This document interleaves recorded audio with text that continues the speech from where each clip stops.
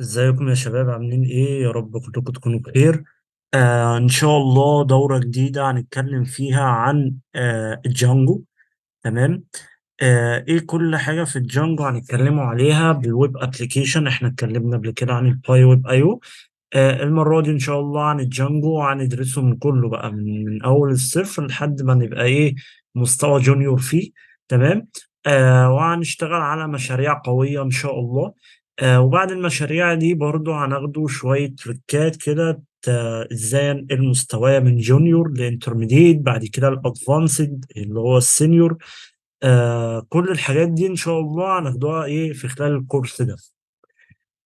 اول حاجه، يعني ايه جانجو؟ جانجو ده فريم وورك كبير بيسهل عليا كل حاجه وانا شغال في الويب ابليكيشن. يعني بيخلي لي التطبيق بتاعي اسرع. بيسهل لي الوقت اللي انا اعمل جنريت فيه كود، اتصالي بقواعد البيانات، شغلي اصلا ذات نفسه بيعتمد على inheritance اللي احنا اخدناها في الاوبجكت اورينتد بروجرامينج. تمام. وكمان جزء الانكابسوليشن فيه عالي جدا. فجانجو من الفريم وورك القوية جدا، ومحترمة كمان. وكمان في كمان احنا نقدر ندخله على نعمله ريست فريم وورك عشان خاطر نربطه الاي بي اي. تمام. وان شاء الله ايه نعمله دوكيومنتيشن خاصة بينا. تمام. طيب. هنتعلمه ليه اصلا؟ نتعلم ويب ابلكيشن بايثون او جانجو بالتحديد. طبعا انا جبت لكم ويب سايت ميد باي بايثون، في عندنا انستجرام وكورا واوبر. في كذا حاجه. لو دخلنا كده جبنا التوب سايتس، توب 15 ويب سايت ميد وذ بايثون. عندي اول حاجه نتفليكس، جوجل، يوتيوب، انستجرام، اوبر، بنترست، دروب بوكس، كورا، سبوتيفاي، ريدت، ياهو. كل الكلام ده اتعمل بايه؟ بالبايثون. طيب بايثون ليه السكيورتي بتاعها عالي جدا؟ السكيورتي عالي جدا مقارنة بباقي لغات البروجرامينج. طيب، انا اشتغل ازاي وانا ببتدي ببايثون او ببتدي بالجانجو؟ عندنا طريقتين للشغل، اما عن طريق السي ام دي. اشتغل هنا بالسي ام دي، بعمل حاجة اسمها فيرتشوال انف. فيرتشوال انفايرمنت دي بيئة وهمية. طب ليه أنا بعمل بيئة وهمية؟ عشان عندي ملفات المشاريع ما تدخلش في بعض. يعني أنا مثلا لو أنا شغال في مشروع خاص بيا، تمام، ويب ابلكيشن معين. تمام. وبعدين كده اشتغلت في حاجة تانية مثلا بمكاتب تانية للبايثون، هتلاقي في مكتبتين نفس الاسم، بس دي للويب ابلكيشن ودي للمثلا الكي في ام دي مثلا. فهتلاقي الشغل دخل في بعض. عشان كده يستحسن اللي انا اعمل فيرتشوال انفايرمنت. تمام. للجانجل لوحدها بحيث ان انا اقدر اشتغل عليه. طيب، انا عايز اعملها ازاي؟ عندنا طريقتين، يا اما نشتغل بالكوماند برومبت، تمام، يا اما بالتيرمينال بتاعت الفي اس كود. وانا حقيقي يعني بحب التيرمينال في اس كود، بتبقى اسهل واحسن عشان ببقى جوه ملف الايه، الفي اس كود. تمام. مش كل شويه لازم اعمل اوامر زي مثلا وصلني للديسكتوب. يعني مثلا انا كده واقف في اليوزرز عمر، انا عايز اروح للديسكتوب، لازم اكتب سي دي ديسكتوب. تمام. عشان خاطر ابقى في الديسكتوب، مثلا اسم المشروع مثلا دي جي. تمام. ادخل سي دي دي جي. تمام. هنبتدي بالاول بدي، وهنبتدي ايه بعد كده بدي، وان شاء الله ايه الاحسن هنمشي عليها. طيب. اول حاجه انا محتاج اعمل ايه؟ انا محتاج اعمل virtual environment، صح؟ فانا محتاج اعمل اول حاجه، اكتب هنا كده ايه، بيب انستول. تمام. virtual environment. عايزين نعرف ايه الباكج بتاعتها. في عندنا بايثون 3 بيب يوزر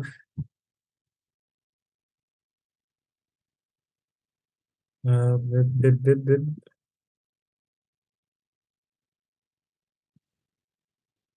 ماشي، هو كله شغال، بس ايه، في حاجة جميلة جدا اسمها ايه، بيب انستول فيرتشوال انف فيرتشوال انف. طبعا انا عندي منزلها، انت بس هتكتب على الكومنت برومت. تمام، بيب انستول فيرتشوال انفايرمنت. تمام. انا عندي موجوده. هي اول ما تكتبها بالبيب انستول فيرتشوال انفايرمنت ايه، هتنزل معاك ان شاء الله.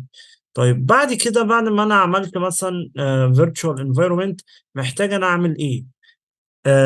محتاج مثلا، بدل بقى ما كاريت فولدر، انا مثلا بعمل ايه، بكاريت فولدر انا بنفسي. تمام، اسميه مثلا ايه، بروج بتاعي.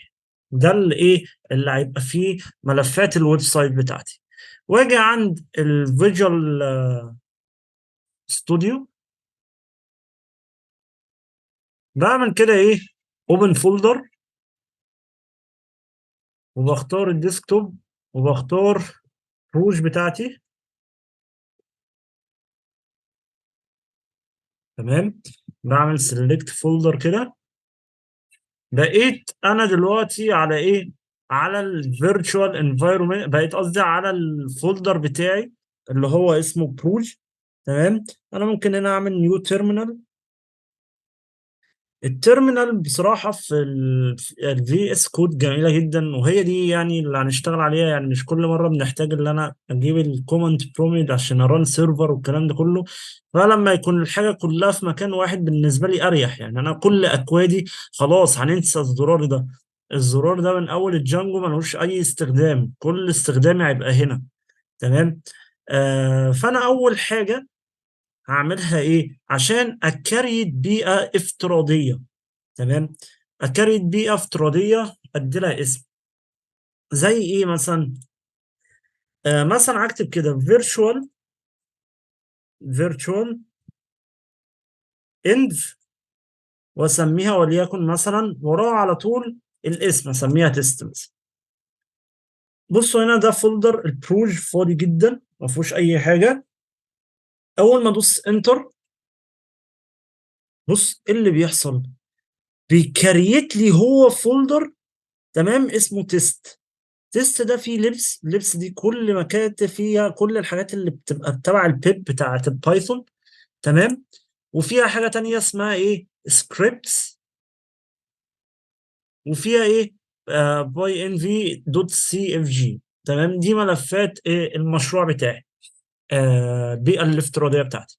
طيب انا عشان يعني انا دلوقتي لسه مش في البيئة الافتراضية، عشان افعل البيئة الافتراضية بقول يا تيست، فولدر تيست، نعم، باك سلاش. تمام، عندي جواه فولدر اسمه سكريبت. تمام، بكتب كده سكريبتس. تمام، باك سلاش، جوه فولدر السكريبتس في ايه، اكتيفيت. تمام، الاكتيفيت ده عشان خاطر افعل البيئه الافتراضيه بتاعتي، فانا بكتب هنا ايه، الاكتيفيت بتاعي. اول ما بدوس انتر، بص ايه اللي حصل، هنا حط لي تيست ما بين قوسين، وبعد كده المسار بتاعي كده، معناها ان انا في البيئه الافتراضيه. خلاص بقى، اي حاجه انا اقدر اعملها، انا هنا ايه، مش متشافه في ملفات الجهاز بتاعت بايثون اللي على السي، لا، في فولدر المشروع بتاعي بس. يعني ايه معناه، يعني انا هنا ممكن اعمل بيب انستول كي في ام دي.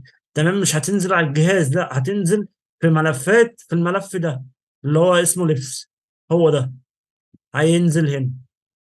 تمام، اقدر اعمل اللي انا عايزه. فعشان كده انا محتاج لما اجي اعمل حاجه شبه دي، محتاج اعمل بيب انستول. ايه بقى، انا هتشغل بالجانجو، هكتب كده ايه، جانجو، جانجو، بس كده. تمام، اول ما ادوس انتر، بص بيكريت لي هو للجانجو. هنا الملفات اختلفت، ولسه هيعمل كولكت للفايل ويعمل لها داونلود. اهو بيعمل لها داونلود. جميل.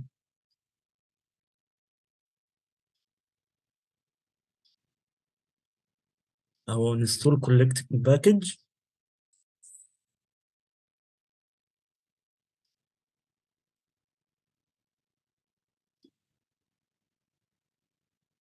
حتى هو نزل باكج هيبة جانجو فيها ملفات ياما ما كانتش موجودة، وفولدرات تانية. هنستناه لحد ما يخلص.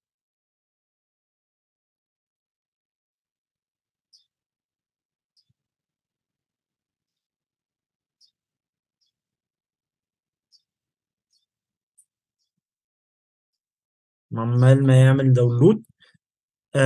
قال لي اهو successfully installed. تمام. يبقى احنا عملنا اول حاجه ايه؟ عملنا بيب انستول فيرتشوال انفايرمنت. تاني حاجه عملنا اكتيفيت قلنا تاني حاجه بعد ما عملنا بيب انستول فيرتشوال انف. تمام. قلنا في الكوماند بتاع الفي اس كود. تمام. قلنا ايه؟ فيرتشوال انف زائد اسم المشروع بتاعي اللي انا عايز اسميه، وليكن تيست بروجكت، اي حاجه انا عايزها. تمام. وبعد كده عملت تفعيل للبيئة الافتراضية بتاعتي. ايه هي البيئة الافتراضية؟ قلنا اللي احنا نقدر نشتغل ونثبت مكاتب عليها. تمام. بعمل تيست سكريبت اكتيفيت. طب ده كل مشروع لازم اعمل كده عشان كل مشروع مستقل بنفسه. تمام. بعد ما اكتفت البيئة الافتراضية خلاص بقى انا عملت بيب انستول جانجو. تمام. وبعد كده بقى انا محتاج اعمل بروجكت ليا. تمام. فاعمل كده ايه؟ الخطوه الرابعه اعمل جانجو. جانجو داش ادمن. تمام. حاجه عندي اسمها ستارت بروجكت. تمام. وهنسميه اي اسم، بس انا بفضل اسميه بروجكت. ليه بقى اسميه بروجكت؟ عشان خاطر الملف ده انا عن نفسي بورثه في كل المشاريع اللي انا شغال عليها. تمام. فانا لما بسميه بروجكت، فلما كل حاجه متسميه بنفس مسمياتها، تمام، اعرف ان انا مثلا عندي زي كلاس. فكره كلاس بيعمل كذا وظيفه. هو الملف برضو ملف كده بيعمل ايه؟ اقدر ادخله في كذا مشاريع، وان شاء الله هنشوف في المستقبل كل الكلام ده. انت ممكن تسميه اي اسم. تمام. انا بحب اسميه بروجكت. تمام. بعد كده بدوس انتر. لو دوست انتر ايه اللي هيحصل؟ خلينا بس ايه نجربوها سوا. انشأ لي ايه؟ ملف.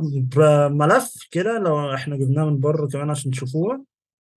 لو دخلنا البروجكت ده اهو البروجكت. تمام. نشأ لي فولدر اسمه بروجكت. تمام. وفولدر تاني اسمه مانج. مانج ده اهم فولدر عندنا. تمام. ليه اهم فولدر عندنا؟ ده اللي احنا هنرن بيه السيرفر قدام. ده اللي احنا هنعمل مايجريت للداتابيز من عليه. فده فولدر مهم. تمام. بس انا مش عشان كل مره لو انا جيت مثلا عملت سي دي وبعد كده دخلت جوه البروجكت. احنا اتفقنا سي دي دي عشان ادخل جوه فولدر معين، فانا عايز ادخل جوه فولدر البروجكت. اعمل سي دي سبيس بروجكت. بروجكت. تمام. بقيت في البروجكت. تمام. في عندي ايه في البروجكت؟ مانج دوت بي واي. فانا هعمل كده. اول حاجه هعمل ايه بقى؟ بايثون. بايثون مانج دوت بي واي. تمام. حاجه اسمها عندي اسمها ايه؟ رون سيرفر. مفيش اي سبيس ولا في اي حاجه، مجرد ما انا ادوس انتر اهو. لاحظوا كده كريت لي ايه؟ كريت لي دي بي دوت سيكوال لايت. عمل لي هو داتابيز سيكوال لايت 3، بس احنا بعد كده مش هنستخدمها. احنا بس ايه؟ بنتست بيها. تمام. حتى في المشاريع بتاعتنا احنا بعد لو احنا شغالين مثلا على ويب سايت مثلا آه متجر. تمام. احنا بنشتغل بنتست الاول بالسيكوال لايت 3، بس قبل ما نرفعه بنحوله لبوست جري او ماي سيكوال عادي. تمام. من على اي هوست، وهنتعلم ازاي ان شاء الله نعمل الديبلوي. تمام. فانا هاخد ده اللينك بتاعي، هاخده كده هنا اهو. تمام. واعمل ايه؟ بس قال لي ذا ايه انستول worked successfully congratulations. تمام. واعمل لي جانجو دوكيومنتيشن والتوتوريال بولينج اب والجانجو ايه كوميونتي. طيب هي دي صفحة كده ايه عشان خاطر يعمل يظبطها لنا، احنا ما عملناش ولا حاجة، هي بيلت ان في الجانجو. احنا بعد كده ايه هنغيرها ونحط ايه الفورم بتاعنا. طيب انا محتاج اعمل ايه تاني؟ لو رجعنا كده للفولدر اللي هو البروجكت. تمام. التست ده انا الكلام ده كله مش عايزه يبقى داخل فولدر، انا كده كده هفضل ايه استخدمه، فانا مش عايزه يبقى داخل ايه فولدر، فانا عايزه اطلعه بره احطه هنا. تمام. طب اعملها ازاي دي؟ انا من الاول بدل ما ادخله كود بيست، لا انا همسحه كده. احنا عشان مشغلين السيرفر نوقف السيرفر. طب نوقفه ازاي السيرفر؟ كنترول سي كده ايه وقف السيرفر بتاعي. تمام. لو جيت انا مسحت الملف ده، عملت له ديليت. جميل قوي. كده ايه ما عنديش غير التست، لو رحت الفي اس كود ما فيش الا التست. فانا محتاج تاني اعمل الخطوة اللي هي الرابعة، اللي هي جانجو داش ادمن دوت ستارت بروجكت. تمام. بعد كده اعمل سبيس ودوت. سبيس ودوت ده لو جيت ادوس انتر طلع لي بقى ايه البروجكت بره. تمام. والمانج دوت بي واي بره عادي جدا. طب ايه ده مفيش دي بي دوت سيكوال لايت 3 ليه؟ تمام. لو انا بس قبل ايه تعالوا نشوف الفولدر اهو. طلع لي بروجكت والمانج دوت بي واي. طيب مفيش السيكوال لايت طبعا ازاي؟ عشان احنا كريتنا احنا اول ما نعمل بايثون مانج دوت بي واي اللي هو الاسم الفولدر بتاعي يشغله، اول ما ادوس ران سيرفر هيعمل ايه؟ بايثون.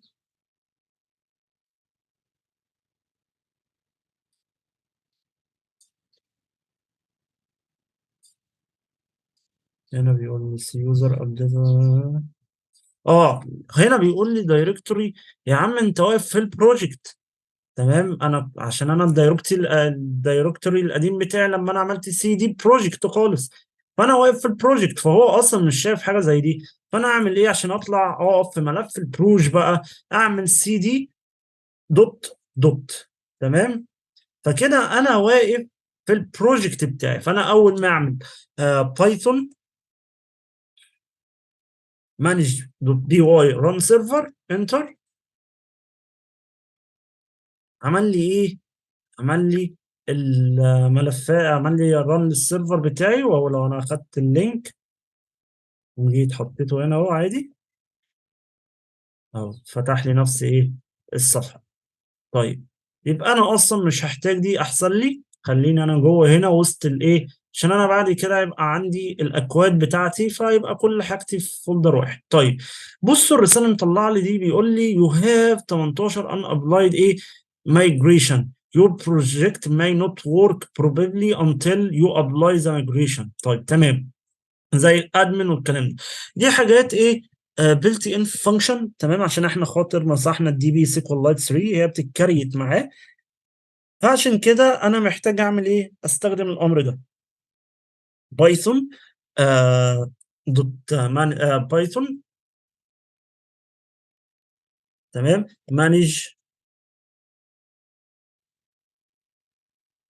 مانج دوت بي واي.